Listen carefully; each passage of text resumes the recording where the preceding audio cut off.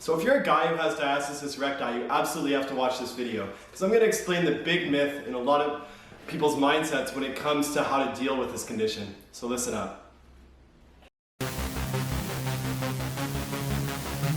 And really quick, before we get going, I highly recommend you guys subscribe to Riley Rehab, because every single week I'm going to be making new videos on how to help you with your injuries and make you the expert of your own body.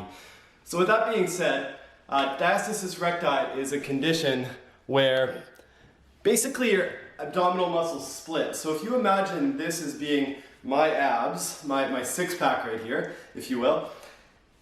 If you look down the line, there's one side here, and in the middle you have a line, and it's called the linea alba.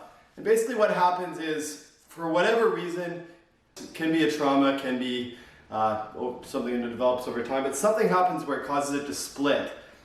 And when that split happens, you actually get a little bulge. So when you lean back and do a sit-up and try to look at yourself, you see the bulge come out here, in this spot where my finger is.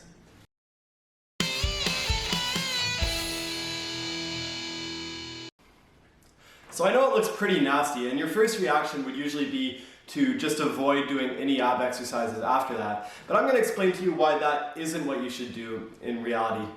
Because how people usually look at this, people imagine they have this tissue here, where like the force would go, they crunch forward, and if they crunch too far forward, then boom, it breaks.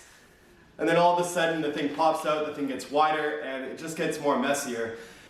And while that is possible and can happen in severe cases, the majority of people who have this condition actually have it so it's stretched, but it's still strong. Almost like if somebody had really flexible hamstrings, but they were still strong.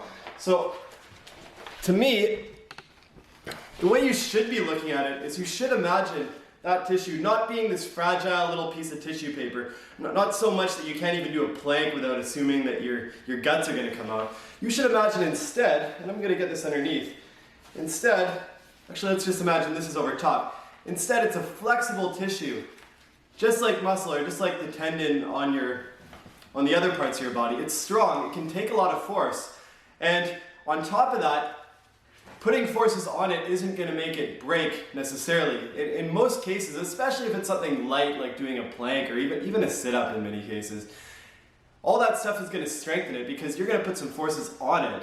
And by doing that, you're going to make it stronger and stronger and stronger, and therefore reducing the risk of things happening in the future. So I really think a lot of people have the wrong mindset. They're overly protective of this. It looks so nasty, and your gut instinct would be to be that protective. But in reality, you should be more aggressive at exercising, and you should do your abs regularly because you want to get this nice and strong. Now, as a quick little disclaimer, you do want to get checked out with your doctor about this first, because in some cases when they are more severe, you may have actually lost that tissue completely, the ability to contract it in. And in that case, I would actually recommend a different approach. But I'd say the majority of people, especially if you didn't just feel something tear and it's been about 6 months, you're usually best off to keep training the abs and to not give up on it, because they'll only get weaker if you don't.